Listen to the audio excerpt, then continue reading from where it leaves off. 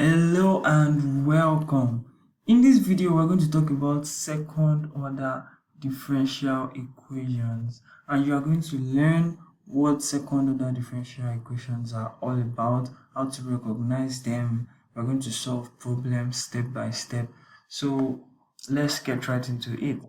Now, when your differential equation involves the second derivative, d squared y dx squared, it is a second order differential equation.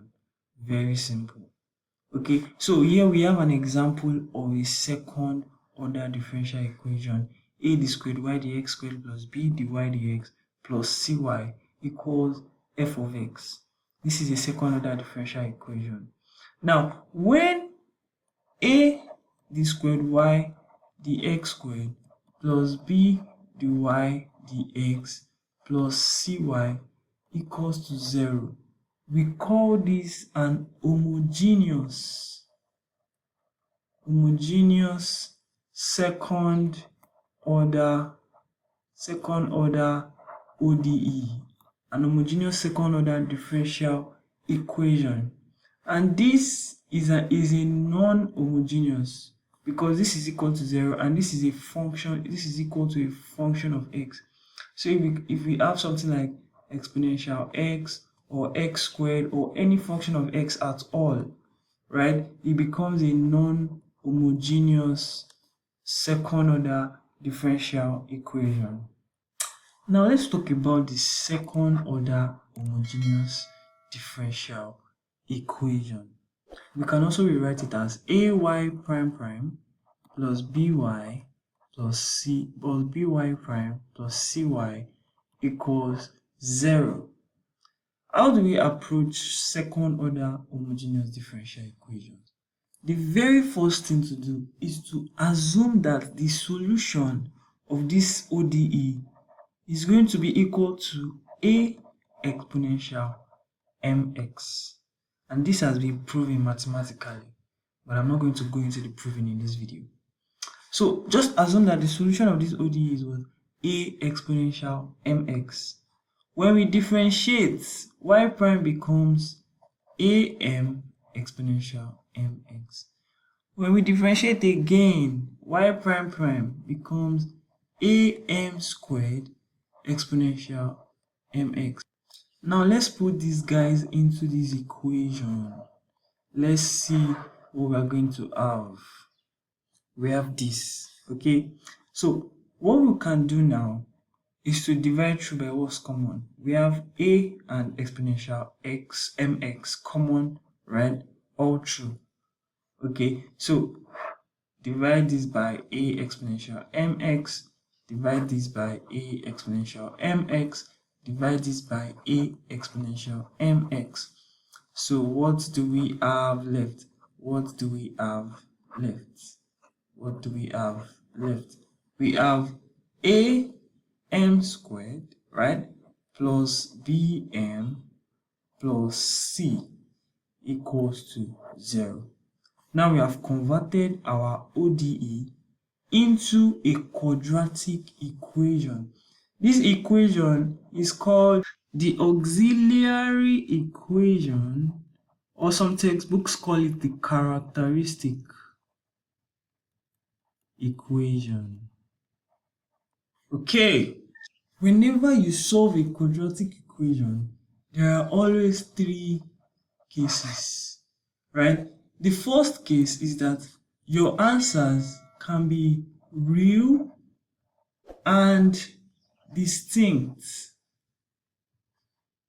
That is, when I solve this quadratic equation, the values I get for m can be different values, right? I can get m to be equal to 2 or m equals to 3, right? They are real values and they are distinct values. I can also have another case where my answers are real and equal, right? I can get m equals to 2 twice, right? So what is the third case? The third case is that I can get complex roots. as my answer. So I can get m to be equal to, say, 2 plus or minus 3i. Right. So the solution of our second order differential equation depends on the solution of the auxiliary equation. Okay, now let's take a look at it step by step. So after converting our ODE to this auxiliary equation, we have two solutions, right? We have M1 and M2. And we have three cases for the roots of this quadratic equation. M1 and M2 can be real and different, or real and distinct. M1 and M2 can be real and equal, right? And M1 and M2 can be complex. Okay, so when we have real and distinct roots, what is going to be the solution of our ODE? So remember earlier we said that the solution of our second order differential equation is always assumed to be a exponential mx, right? So now that we have real and distinct roots, we can say our solution is equal to a constant a exponential m1x, right, plus another constant b exponential m2x. When we have real and equal roots, our solution will be equal to a exponential mx, right, since we are getting m twice, plus bx exponential mx. And when we have complex roots, our solution of m is alpha plus or minus beta I, right? The solution of our differential equation y will be equal to exponential this guy here, alpha x, into bracket a constant a cos this guy beta x plus a constant b sine this guy here beta x. Now let's solve some problems to make sense of all the story we've been saying. Alright, so here we have our first example, a second order differential equation which is homogeneous, right? Because we're equating it to 0. Okay, so the very first thing to do to solve this problem is to convert it to a quadratic equation, and that quadratic equation is known as the auxiliary equation or the characteristic equation. Okay, so our auxiliary equation, right, is in the form am squared plus bm plus c, right, equals to 0, where a, b, and c are our what? Coefficients. Okay, so the coefficient of the squared y dx squared is 1. So a is equal to 1, b equals to 5, and c equals to 6. Okay, so our auxiliary equation is m squared plus 5m plus 6 equals to 0. So the next thing to do is to solve this quadratic equation. When we solve this quadratic equation, we obtain m to be equal to minus 2 or minus 3. Okay, so this is what real and distinct. Remember case 1. And we said that the solution of our differential equation, when we have two real and different roots, y is going to be equal to what? A exponential mx m1x plus another constant b exponential m2x. So our final answer to this question is simply a exponential minus 2x plus b exponential minus 3x. Very, very simple. Example 2. Alright, solve the squared y dx squared plus 4 dy dx plus 4y equals to 0. Alright, just as we did it before, we want to have am squared plus bm plus c equals 0. So our auxiliary equation is going to be m squared, right? A is equal to 1, right? B is equal to 4 plus 4m, c is equal to 4 plus 4 equals to 0. Okay, so when we solve this differential equation, what are we going to have? We're going to have m to be equal to minus 2 twice. Alright, so m is equal to minus 2 twice.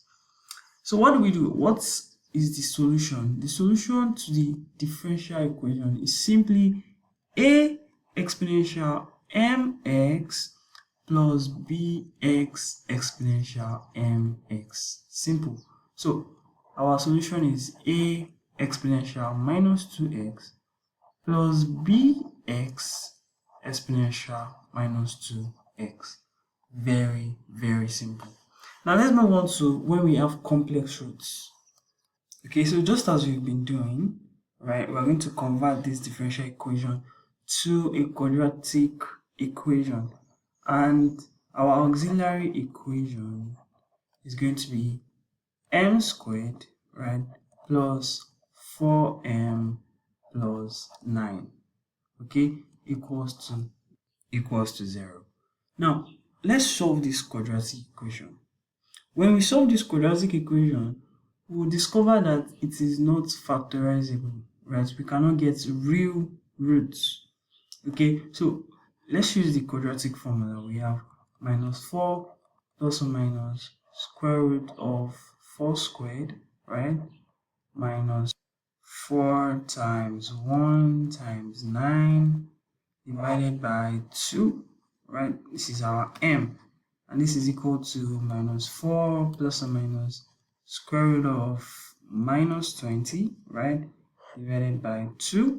And this is the same as minus 4 plus or minus 2 root minus 5, right, divided by 2. So at this point, we can say that m is equal to minus 2 plus or minus root 5i or root 5j, depending on which you prefer.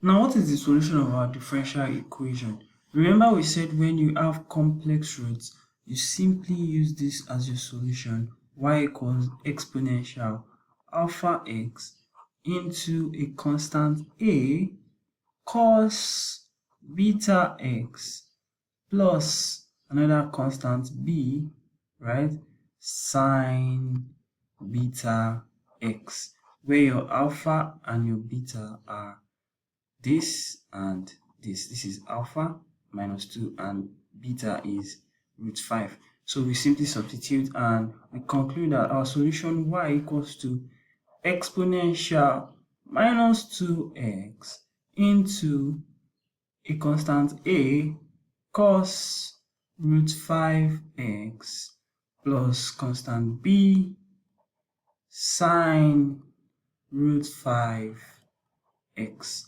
And this is it, guys. This is it. Alright, I hope you learned something from this video. Kindly hit the subscribe button if you have, and hit the like button. Share this video to your classmates, and let me know in the comment section if you have any questions or any video requests. Alright, thank you very much for watching. Goodbye.